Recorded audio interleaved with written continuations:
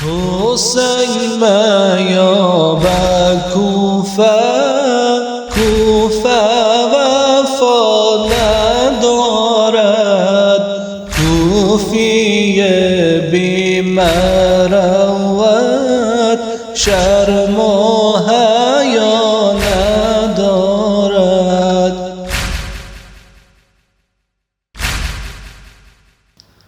یار مسافر من آخر بگو کجایی، دعای آخرم هست خدا کند نیایی، خدا کند ایالت این کوفه را نبیند، بر فرق دخترانت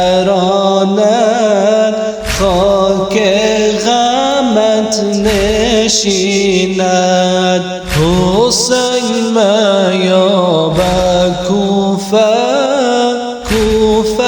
وفا ندارد، کوفی بی مروت شرم و حیا ندارد.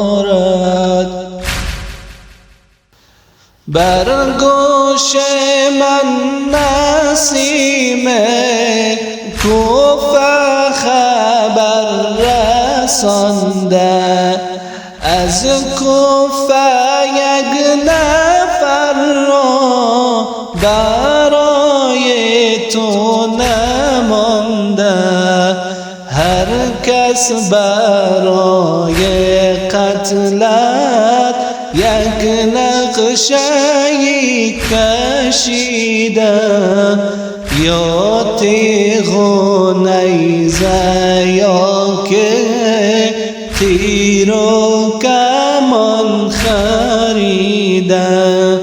حسین میاب کوفه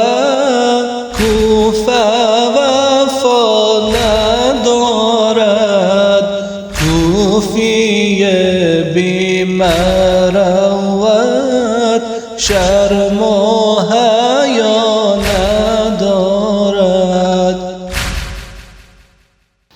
این جامیان مردم صحبت ز منع آب است، دلشورم برای 6 ماهه رباب است، با صحنه‌ای که دیدم آهی ز دل کشیدم، بر شانه